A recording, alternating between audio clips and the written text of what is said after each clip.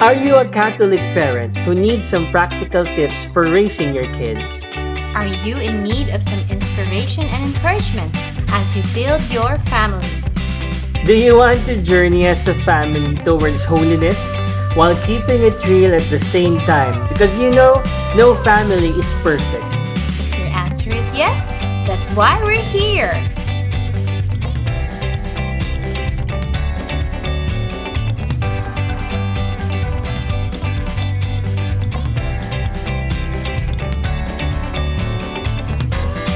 Hi everyone!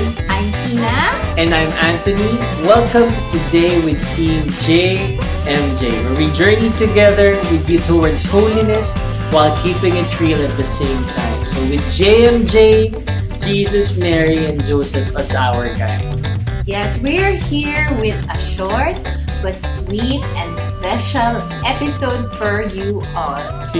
Yes, as mentioned in our last episode, we said that one of the ways to keep celebrating Easter is to read Easter-themed books. Yes, and one of the books that was mentioned last episode is titled The Easter Angels. Wow. The Easter Angels is actually one of the first Easter-themed books that we have bought for our kids many years ago. Yes, and it is a very, very beautiful book. You know what? The first time that I read it aloud to our kids many years ago, the big kids were still small then, I was really crying. Yes, but she always cries when she reads now. And it's so beautiful that we would like to share a read aloud of it with you.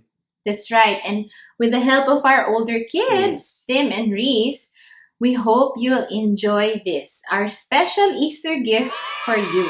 Yeah, so now is the time to gather together as a family and enjoy this time together. So you can even have a short sharing about the story after watching this video.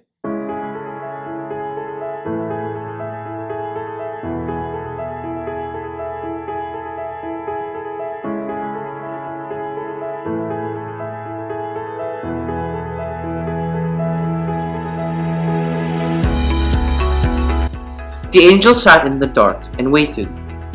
It was the most unusual assignment he had ever received. Up till now, his missions had always been straightforward, keeping children from falling into wells, helping lost travelers find their way. Typical guardian angel stuff. But this job was different.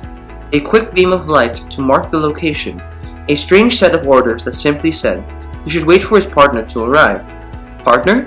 He never had a partner before, so he couldn't help wondering what this was all about. And then the angel saw something. The sun reached one long finger over the horizon and, sure enough, there was someone coming towards him, wading through the darkness as if it were a thick, black sea. Could this be his partner? If so, it was the most unusual angel he had ever seen. No song, no shimmer, no shine. There was hardly a hint of heaven about him. Instead, he was thin and tired, a small gray mouse of an angel. The first angel raised his hand in a greeting. Hello, He said. my name is Candriel. Who are you? The second angel sat down beside his partner, but it was a minute or two before he spoke, and when he did, it was in a mouse's whisper that matched his looks. My name is Shakath, he said solemnly. I am the angel of death. An early morning breeze blew past the angels, but it was not the breeze that made Candriel shiver. He'd heard of this angel, everyone had, how he'd killed the Pharaoh's firstborn son, how he'd slain, single-handed, an army of Assyrian soldiers in just one night. But to look at him now, sitting there all small and grey and quiet, it hardly seemed possible. Could this really be the angel of death? Candriel wondered. And what kind of mission was this going to be? I suppose you have the orders? Said Candriel uncertainly. Shakath laid a bony hand on his pocket.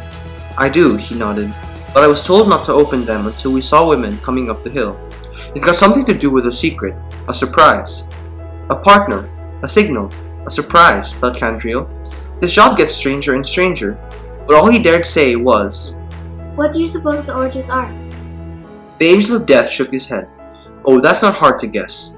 All you have to do is look around. The sun's bright scalp edged over the horizon, and Candriel looked. They were sitting in the middle of a graveyard. Death again, Shakath sighed. It seems as if death is always part of the job for me, so it makes sense that I should play some part in this one too. the saddest death of all. Candriel looked again. The sun was a little higher now, and he could see it all clearly. The garden graveyard, the sleeping soldiers, the city of Jerusalem in the distance. "So you've guessed who's in the tomb we're sitting on?" asked Shakath. Jesus. Whispered Candriel. It's Jesus, isn't it? A soldier grunted in his sleep. A bird whistled in the distance, and the angel of death just nodded. I saw it happen, you know. Said Candriel after a while.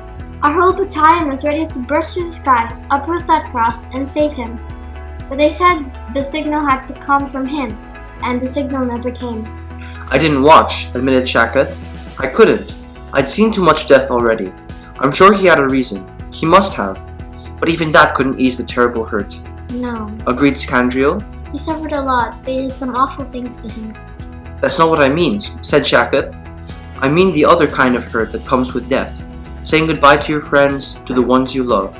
They say that even his mother was there." Candriel looked puzzled. "You're a guardian angel, aren't you?" asked Destroyer. "Big and strong, the rescuing type," Right. said Candriel. And I'm good at what I do. "I'm sure you are," said the Angel of Death. "And I'm also sure you feel a great deal of joy and gratitude from the people you saved." Oh, yes. Candriel smiled. "Well, it's different when you're the Angel of Death. Take the Assyrian army, for example. They had Jerusalem surrounded. They were going to kill the people inside, and it was my job to stop them." That must have been difficult. Candriel interrupted. To kill so many of them. I mean, with you being so small.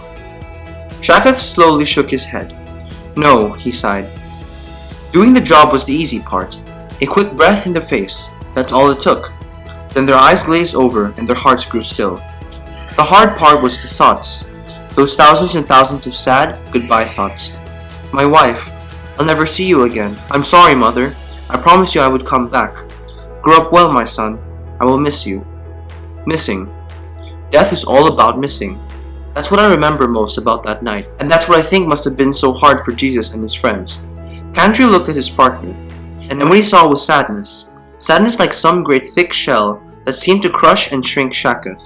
"I just wish," Shakath concluded, "I just wish that at once I could have a mission where I remembered not sadness and loss, but the kind of joy and gratitude that you have felt so often." Candriel didn't know what to say, but he was a guardian angel after all, so at least he knew what to do. He opened up one glowing golden wing, wrapped it around the Angel of Death, and together they sat, in the sadness and the new day's light. And that's when Candriel spotted the women. That's a signal. He said. It's time to read our orders. Shakath reached into his pocket and handed the scroll to his partner. "You read it," he shuddered. There's nothing to worry about. Candriel said as he took the scroll. We're probably supposed to protect these women from the soldiers. It's going to be alright, you'll see. And, unrolling the scroll, he read it out loud. "Candriel," the order said, "guardian angel, kind and strong. You wanted so badly to free my son from his cross, but that was not within your power. What is now within your power is to roll away that stone. Open his tomb and show the world that the one who died on the cross is now alive, free from death forever. As for you, Shakath, faithful servant, angel of death, someone needs to tell these women that the one they miss is alive. Who better to share this joyful news than the one who best understands their sadness and loss?" It took hardly a second. Candriel dropped the orders, leaped off the tomb, and rolled away the stone. Shakath was right behind, climbing down after him into the grave. It was empty. It was empty! And that's when Candriel saw his partner change. The soldiers said it was an earthquake. They said they saw a flash of lightning. But Candriel knew different. The sound that cracked the morning stillness was a sad whisper exploding into a shout of joy. The light that stunned the soldiers was a grim grey shadow, bursting bright to white. "He is not here!" Shakath shouted to the women. "He is risen! He is alive!" And the angel of death became, forevermore, the angel of life. What a beautiful story, right? Do you agree with me? Yes. Yes. I cried again. It was a very beautiful story, and we hope that you enjoyed it as much as we did. Yes, and we hope that you'll share it with others too, so that they may be blessed as well. Yes, but before we go, please feel free to leave a comment on this video. Yes, and let us know what you'd like us to share about in our future episodes. That's right. And if you haven't subscribed to Faith Watch yet, that's this Yes. channel. Please do subscribe. Thank you again for joining us here. This pandemic is a dark time for us all, but we hope to shine the light of Jesus somehow through our show. That's right. And don't forget, with Jesus, Mary, and Joseph by our side, our journey towards holiness will be so much easier. Yeah, so till our next video, God bless you.